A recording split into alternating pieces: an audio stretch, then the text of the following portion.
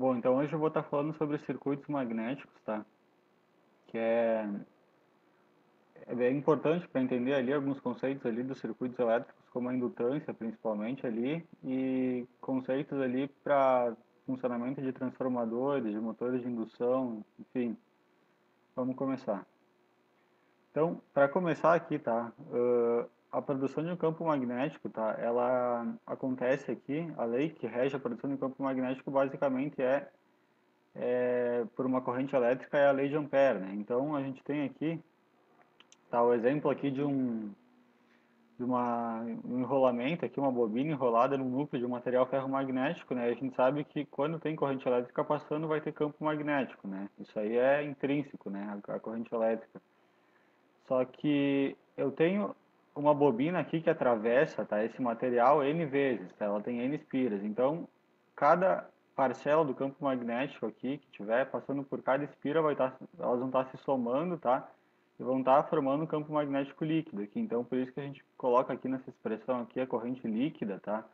O verdadeiro valor da corrente que vai estar formando esse campo magnético é N vezes I, porque eu tenho o campo aqui formado pela soma ali das N vezes que a corrente passa aqui pelo material, né? Então, HDL, né, o produto escalar HDL é igual a corrente líquida aqui, que é corrente líquida é N vezes I, tá? Se a gente imaginar aqui que o ângulo entre o elemento diferencial de comprimento aqui do núcleo, que é esse comprimento médio, tá, que está expresso por essa linha aqui, que o produto escalar entre os dois, o ângulo entre os dois for 0 graus, então o produto escalar deles aqui tem um valor máximo, tá?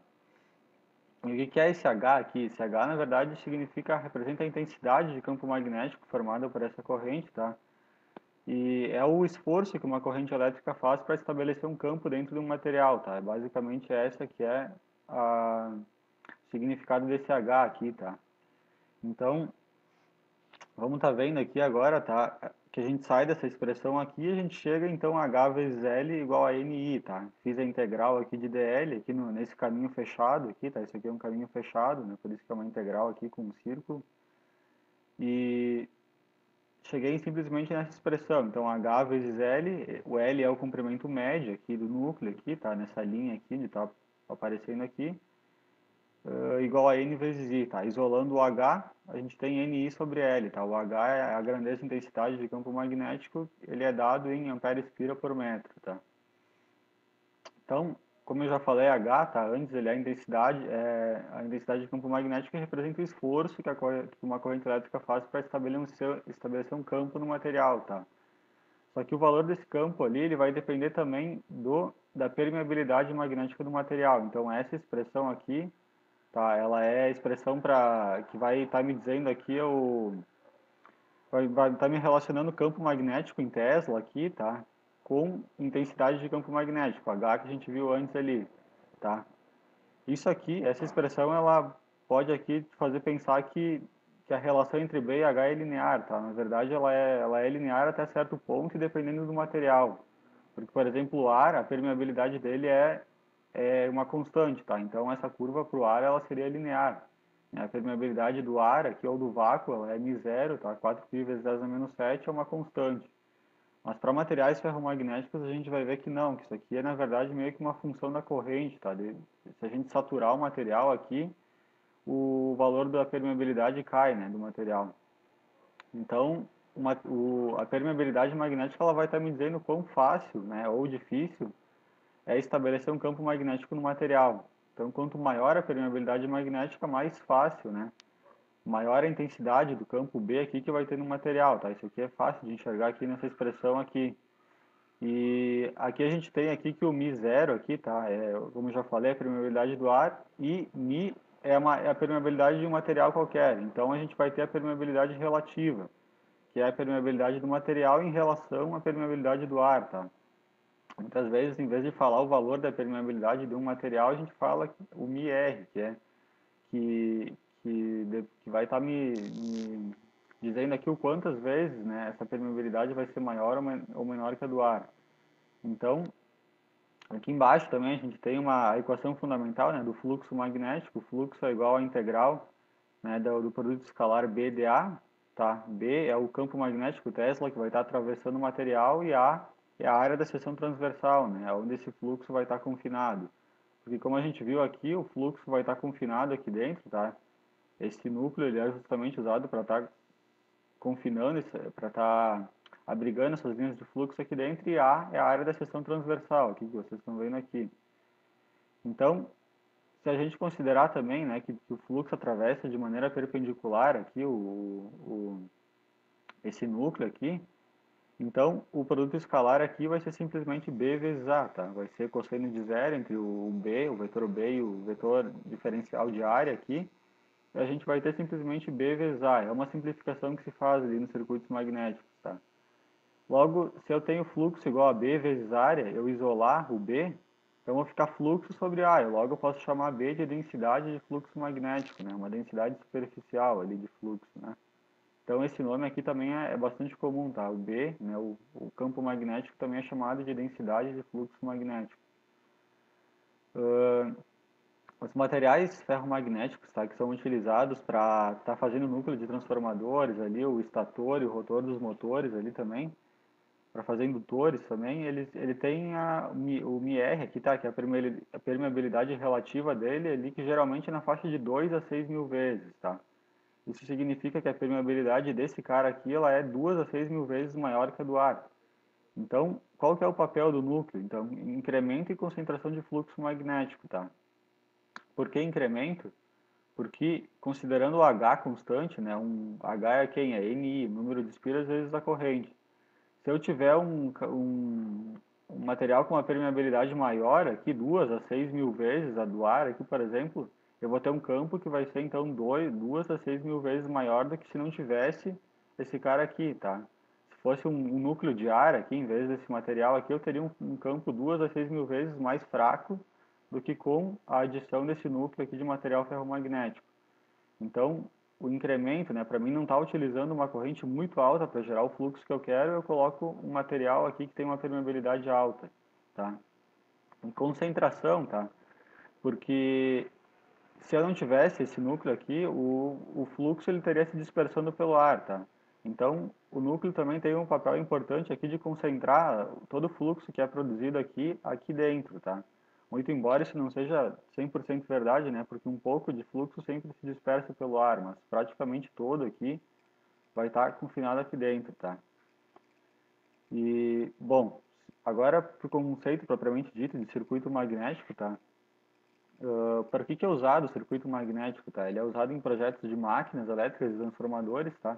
Buscando simplificar bastante uma análise, tá? Que poderia ser bem complicada, com um bom nível de aproximação. Só que para isso são feitas simplificações, né? Por exemplo, tu sai de um problema de distribuição de fluxo tridimensional que tu teria para e reduz isso a um problema de fluxo unidimensional, tá? Só correndo em uma dimensão, tá? E a questão da dispersão de fluxo, tá? Muitas vezes, como eu falei ali, que praticamente todo o fluxo está concatenado, tá confinado dentro da área delimitada por esse núcleo aqui. Na verdade, a gente considera, tá? É uma simplificação tu considerar que todo o fluxo está aqui, mas como eu falei, uma parte sempre se dispersa pelo ar aqui.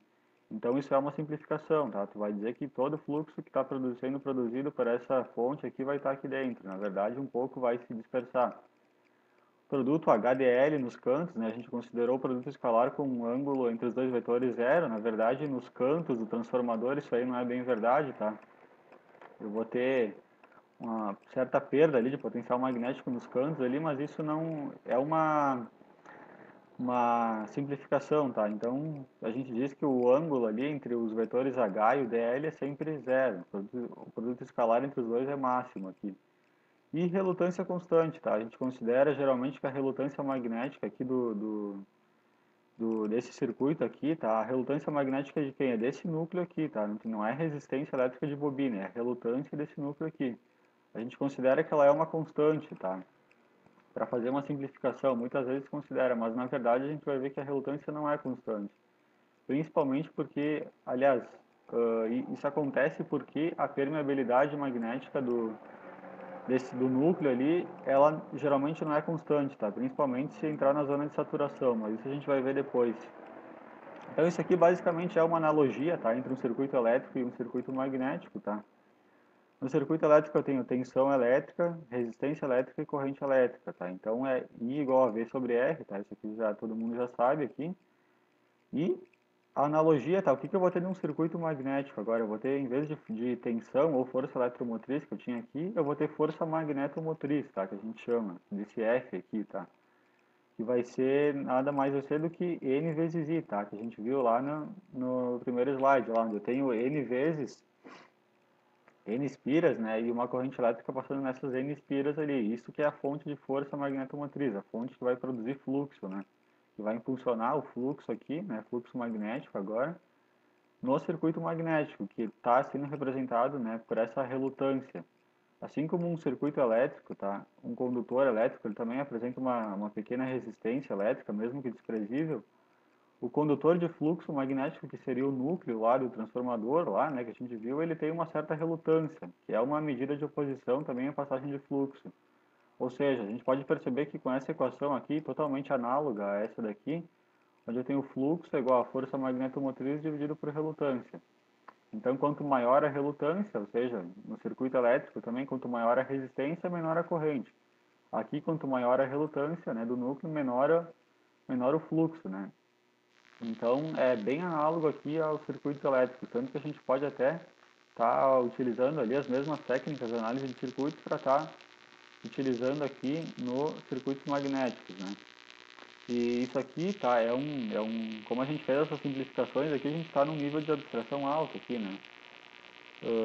Até no próprio circuito elétrico, se tu fosse ver aqui, né, ninguém vai estar utilizando ali as equações de Maxwell para estar calculando uma corrente elétrica num circuito, né? Tu vai estar utilizando simplesmente I igual a V sobre R. E tem que saber utilizar essa fórmula, né? Eu não vou estar com uma fonte aqui, sei lá, de uma frequência de uns 50 MHz aqui, isso aqui já não é mais válido, tá? Porque a gente utiliza isso na análise de circuitos, lá para circuito CC ou para circuito AC de baixa frequência, né, 50, 60 Hz, isso aqui funciona muito bem. Mas experimenta colocar uma fonte aqui de vários megahertz aqui de frequência, aí já não é bem assim, tá? Falar que I igual a V sobre R. A mesma coisa aqui, tem um nível, certo nível de abstração aqui, tu tem que saber utilizar isso aqui, né? Quando tu pode considerar essas simplificações aqui num projeto e quando não, né? Então, aqui um outro exemplo, tá, de um circuito magnético, o que que eu teria aqui, tá? Eu tenho essas espiras aqui, tá, N espiras, aqui no caso 400 espiras e uma corrente elétrica passando. Eu tenho o núcleo aqui, tá? Só que eu tenho um entreferro aqui, uma parte onde tem o ar aqui no meio, né? Eu tirei uma parte da seção reta do núcleo, eu vou ter ar aqui no meio. Logo, o que que vai acontecer aqui? Eu vou ter a relutância, né, que seria a resistência, que análogo à resistência do do meu núcleo aqui, tá? E vou ter essa resistência agora que é a do ar, ou do entreferro. A gente chama esse gap de ar aqui também de entreferro. Então, agora eu tenho um circuito magnético com duas relutâncias, tá? Assim como no circuito elétrico, eu somo as duas relutâncias aqui, porque elas estão em série, né? E vou estar descobrindo aqui o fluxo, né? Se eu souber a corrente aqui, o número de espiras, sei as relutâncias aqui, eu vou estar descobrindo qual o valor do fluxo que está circulando nesse circuito magnético aqui. Então, partindo daquelas equações básicas aqui, tá? A gente sabe que H é igual a NI sobre L e B é igual a μ vezes H. Então daqui eu chego nessa expressão aqui que se usa bastante nos livros aqui para o campo magnético, né? É NI sobre L. E essas expressões a gente já viu ali antes de onde elas vieram, tá? Não vou estar repetindo aqui. Mas se eu isolar aqui o fluxo, tá? Pega o fluxo, isola ele aqui, passa a relutância dividindo para cá. O fluxo a gente sabe que é B vezes a área, tá? B está aqui, né? A forma de escrever o B está aqui. Então a gente isola aqui, tá? A gente pode acabar isolando a relutância aqui, a gente vai descobrir que ela nada mais é do que L sobre μ vezes A. Se tu fizer essa análise matemática com calma aqui, tu vai ver que tu vai chegar exatamente nisso aqui, tá? A relutância, então, a medida de oposição à passagem de fluxo, ela é dada por ampere espira por Weber, tá? Essa é a unidade de medida. Weber é a unidade para fluxo magnético, tá? A relutância é equivalente, assim como num circuito elétrico, né? Tu somaria as resistências, aqui tu soma as relutâncias. Se elas estivessem em paralelo, tu ia fazer da mesma forma que dois resistores, inclusive do mesmo jeito, mesmo cálculo, tá? Para estar calculando a resistência equivalente, no caso a relutância aqui. Então, aqui um outro exemplo, tá?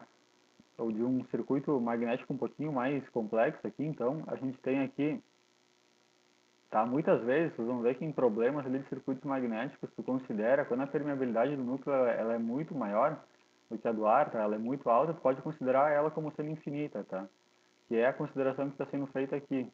Então, as únicas relutâncias que eu vou ter no circuito são essas duas aqui, a desse gap aqui, que está representado por R2, e a desse gap aqui, que está representado por R1, onde G1 é a largura do gap aqui, e G2 é a largura desse outro gap 2 aqui, tá?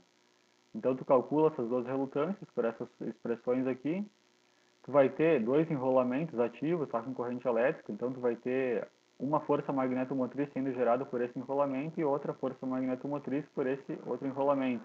Então isso está representado aqui, né, nessas duas fontes aqui. E percebam que o sentido, tá, isso aqui é muito importante, tá, tu vai ter, quando tu representar um circuito magnético nessa forma aqui, tu tem que saber o sentido da fonte aqui, tá, isso aqui tu vai ter, pela regra da mão direita, tu sabe que o fluxo, né, gerado por essa corrente, ele estaria para cima, estaria em direção a para cá, né, subindo aqui. E o fluxo gerado por essa corrente nesse sentido aqui estaria para lá, né? Então, pela regra da mão direita ali, tu ia ter a ponta dos dedos aqui indicando o positivo da fonte, né? Do mesmo modo aqui. Então, até quando a gente fala aqui, tá? Quando tiver mais de um enrolamento num circuito magnético aqui, com corrente elétrica, no caso tem dois aqui, tu vai começar a ter indutância mútua, tá? Tu vai ter indutância mútua entre os dois enrolamentos, porque os dois estão tendo corrente, os dois estão contribuindo com o fluxo, né? E tu pode até estar descobrindo aqui o fluxo em qualquer ramo do circuito, aqui ou nesse de cá, aqui tu pode estar fazendo superposição, né? Como eu falei, as mesmas técnicas ali de análise de circuitos aqui tu pode estar utilizando para o circuito magnético, né? Pode estar, por exemplo, anulando essa fonte aqui e vendo o efeito que eu vou ter só, né? O efeito que essa daqui causa em todo o circuito, depois anular essa fonte aqui, trabalhar só com essa, e depois fazer, né? Somar os fluxos ali nos ramos onde eles devem se somar e subtrair nos ramos onde eles devem se subtrair. Assim como no circuito elétrico, tu teria uma corrente elétrica que estaria saindo daqui, se subdividindo para cá, né? E para lá, devido a essa fonte aqui, tu vai ter a mesma coisa com o fluxo. O fluxo vem para cá, se subdivide, vem para lá, tá? Dessa fonte aqui estaria jogando fluxo para lá, subindo para cá e indo para cá. Então, é da mesma maneira que um circuito elétrico, tá? Percebam que eu estou desconsiderando a relutância do núcleo, tá? Então, se eu tivesse que considerar a relutância do núcleo, eu teria mais uma relutância aqui, tá? Teria mais outra aqui e mais outra aqui do lado. Curva de magnetização CC, tá? A curva de magnetização, tá? Quando eu pego uma bobina e enrolo ela no material, tá? O comportamento do campo dentro do material vai seguir essa curva aqui, tá? Isso aqui é para um material, por causa de um material ferromagnético, tá? Por que que eu estou dizendo isso, ó? Percebam que aqui vai ocorrer o que a gente chama de saturação, tá? Você lembra da expressão lá, B igual a μ vezes H, né? Então, até esse ponto aqui, a permeabilidade do material é constante. Se eu continuar aumentando a corrente elétrica, né, que o eixo X aqui é o H tu aumenta aumentando a corrente elétrica, tá? Porque o número de espiras é fixo. Então, eu vou aumentando a corrente elétrica, eu vou andando para cá no eixo X, vou saturar o material. Ou seja, eu aumento a corrente elétrica, continuo aumentando o H, mas o B praticamente não sobe mais. Ou seja, a gente está numa região de saturação aqui, tá? Essas duas curvas elas são análogas, tá? Porque a gente sabe que fluxo se relaciona com o B através da expressão fluxo igual a B vezes A, e a força magnetomotriz, né, que é NI, a gente viu lá nos primeiros slides ali que ela está relacionada com H, tá? Mas essa curva aqui da direita, B, por H, é a que é utilizada para estar fazendo o estudo da curva de magnetização do material, tá? Então é essa que a gente usa. Então, ó, B por H, tá? A curva aqui, o que está acontecendo aqui, tá? Quando eu vou aumentando a corrente elétrica do material, eu vou aumentando o fluxo dentro do material, eu vou estar rotacionando os domínios magnéticos do material, tá? O que seriam esses domínios magnéticos? Seriam basicamente ímãs elementares, tá, do material, onde tu tem norte e sul ali, de uma forma bem simplificada, tá, bem abstraída. E quando eu vou aumentando, né, a corrente elétrica, à medida que eu vou aumentando, cada vez mais os domínios magnéticos do material tendem a se alinhar numa única direção, né? Até que chega o momento em que não importa mais o quanto eu aumente a corrente elétrica, todos os domínios já estão alinhados e o material entra no que a gente chama de zona de saturação, que seria daqui para lá, né? E então, basicamente é isso que ocorre dentro do material quando tu enrola uma bobina nele, né, com N espiras e faz passar uma corrente elétrica nessa bobina. Tu vai estar rearranjando os domínios magnéticos do material. E aqui tem uma divisão aqui das etapas da curva, onde tu tem movimento irreversível, né? O que seria isso? Se eu jogar uma corrente elétrica tal que eu entro nessa região aqui, quando eu tirar a corrente elétrica, a curva volta para cá, ou seja, ela não volta para zero, ela não volta por aqui. Isso a gente vai ver depois, tá? Na curva de esterese, lá que eu vou mostrar depois, mas é basicamente isso que ocorre. Então, por que eu falei antes que o material satura aqui, tá? O que acontece? Eu vou aumentando, a gente tem que respeitar sempre o limite de corrente elétrica no material, tá? Porque se eu for aumentando a corrente elétrica no material, aumentando aqui, cheguei na zona de saturação, tá? Que tá mais ou menos daqui para lá. Eu vou aumentando H, mas o B praticamente não aumenta. O que acontece com a permeabilidade? Ela vai cair. E tu não quer isso. Principalmente tu usa material ferromagnético porque a permeabilidade dele é alta. Se tu saturar o material, a permeabilidade cai e então não justifica mais tu usar o material, né? Então, normalmente, quando tu tem transformadores ali, motores, eles são projetados para estar trabalhando aqui, logo no joelho da curva, tá? E não na saturação. Então, nessa região aqui, a permeabilidade ela é aproximadamente linear, tá? Ela é aproximadamente constante. Se eu jogar uma corrente elétrica que fique dentro dessa região aqui, então eu vou ter uma permeabilidade constante. Se passar disso, vai saturar o material.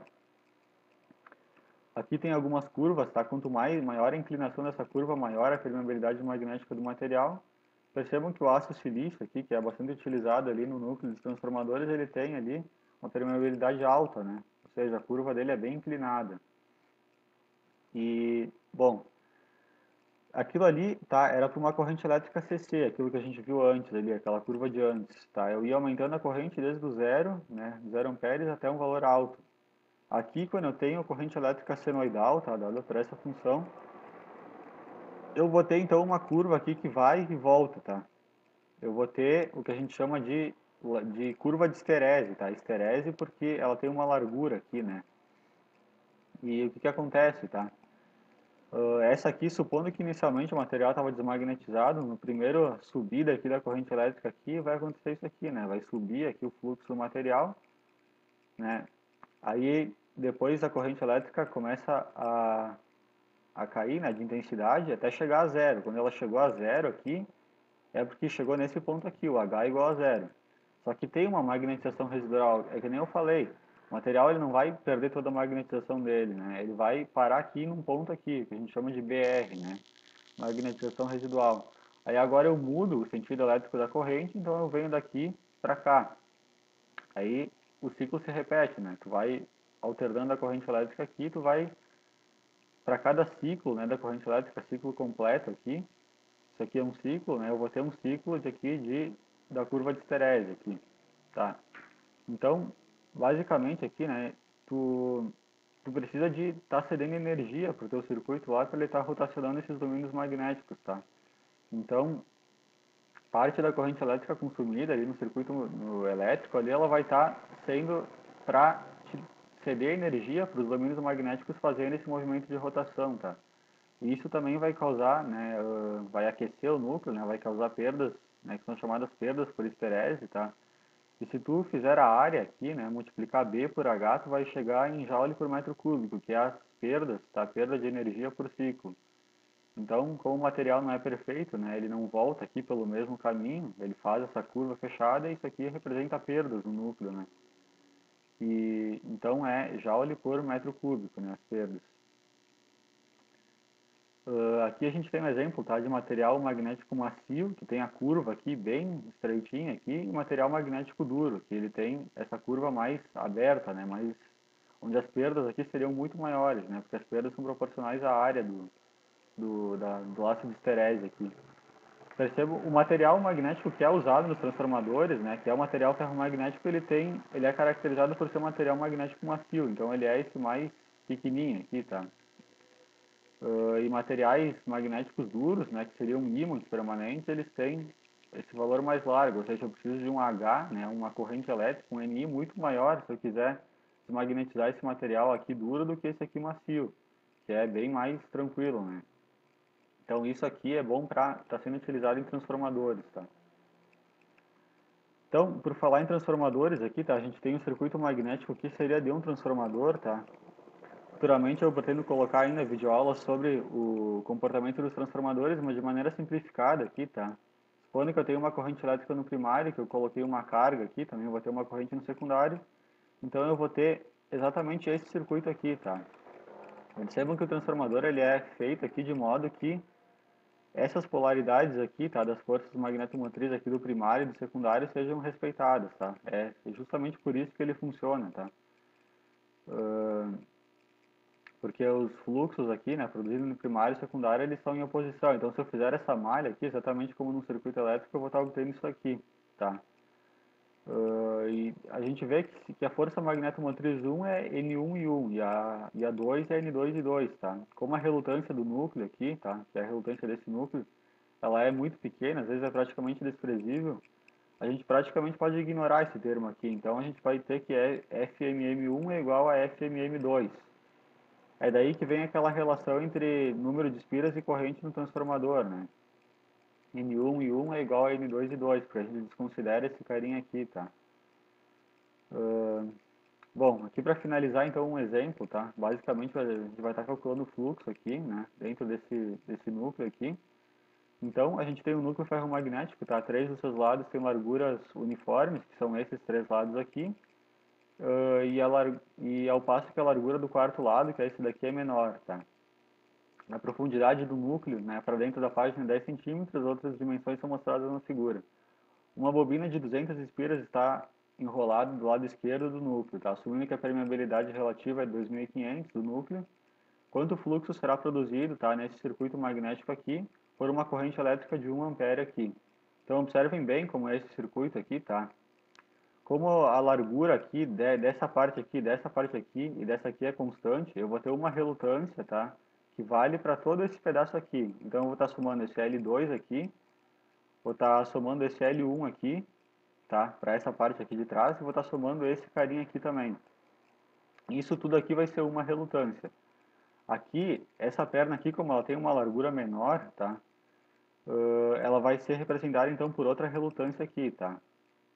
Percebam que o L é sempre o comprimento médio, ele é tomado sempre da parte média aqui do núcleo, né? Da média entre esses dois lados aqui, como aqui eu tenho 10 centímetros, eu vou ter o comprimento médio aqui daqui até aqui vai ser 5, tá?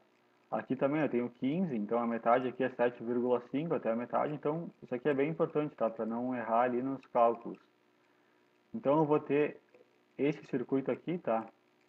Vou ter a relutância 1 aqui, que vai ser L1 sobre μ, tá? A permeabilidade do material, ela é μ, como é dado em permeabilidade relativa, eu tenho que multiplicar pela do ar para obter a permeabilidade do material, que a gente viu lá no início, e a área da seção transversal, tá? Então a gente tem o L1, que é 0,45 metros, tá? Que é 15 dividido por 2, mais 30 aqui, mais 15 dividido por 2, isso dá 0,45. Permeabilidade relativa 2.500, a do ar é 4π vezes 10 menos 7 e a área da seção transversal é 0,01. Então eu acabei de calcular a relutância 1. Para a relutância 2, tá, que nem eu falei antes aqui, eu vou ter esse carinha aqui que vem até aqui.